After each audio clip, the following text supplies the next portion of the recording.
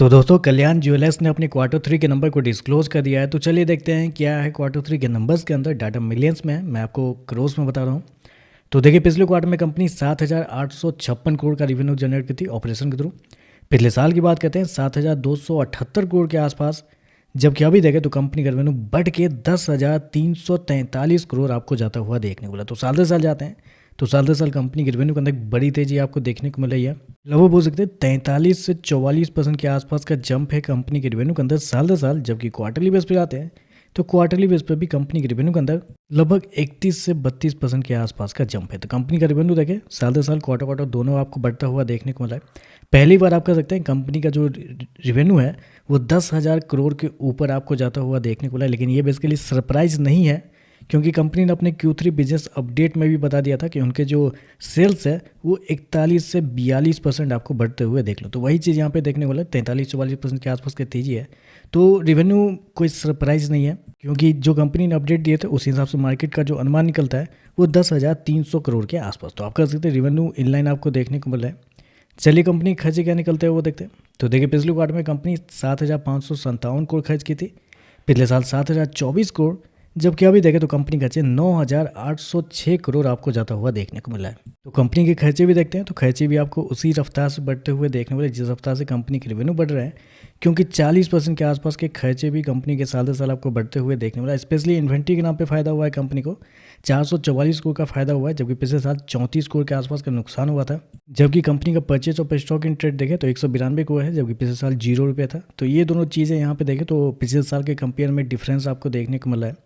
चलिए कंपनी का net profit क्या निकलता है वो देखते हैं। तो देखिए पिछले क्वार्टर में कंपनी 260 करोड़ के प्रॉफिट में थी, पिछले साल 218 करोड़, अभी देखें तो बढ़ के 416 करोड़ आपको जाता हुआ देखने को मिला। तो साल दर साल जाते हैं तो साल दर साल कंपनी के प्रॉफिट के अंदर एक बड़ी तेजी आपको देखने को मिल रही है। लगभग बोल सकते हैं आप 90% के आसपास का जंप है कंपनी के प्रॉफिट के अंदर। साल दर साल रेवेन्यू आपका 44% बढ़ा है और प्रॉफिट आपका 90% बढ़ता हुआ देखने को मिला है। जबकि क्वार्टरली बेस पे जाते हैं तो यहाँ पे भी एक बड़ी तेजी आपको देखने को मिली। यहाँ पे भी देखते हैं तो लगभग 58% के आसपास का जंप है। तो कंपनी का प्रॉफिट देखें साल दर साल क्वार्टर क्वार्टर दोनों आपको बढ़ते हुए देखने को मिला है। मार्जिन देख लेते हैं, मार्जिन क्या हुआ है।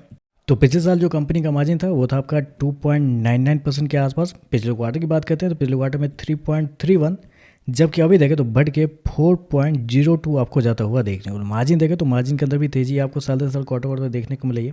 हालांकि एस्टीमेट मैंने आपको नहीं बताया, कंपनी ने किया 416 करोड़ का प्रॉफिट, जबकि मार्केट का अनुमान था लगभग 340 करोड़ के आसपास। तो मार्केट के अनुमान से बेहतर आपको देखने को मिला है।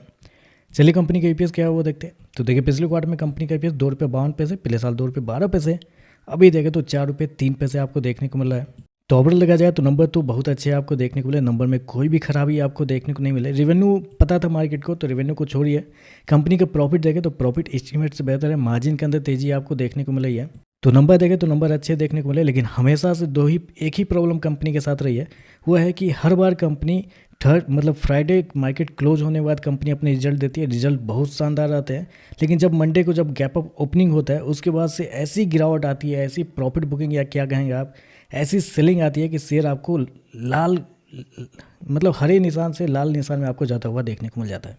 तो देखते हैं इस बार क्या इस नंबर की वजह से शेयर के अंदर तेजी आती है या फिर से हिस्ट्री जो पिछले 2 क्वार्टर से बनता हुआ देखने को मिला कि गैप अप के बाद गिरावट आ जाती है, वो फिर से मंडे को देखने को मिलेगा। तो देखते हैं मार्केट इस पर कैसे रिएक्ट करेगा। वीडियो पसंद आए तो लाइक कीजिएगा, साथ में साथ चैनल को सब्सक्राइब जो कीजिएगा। धन्यवाद।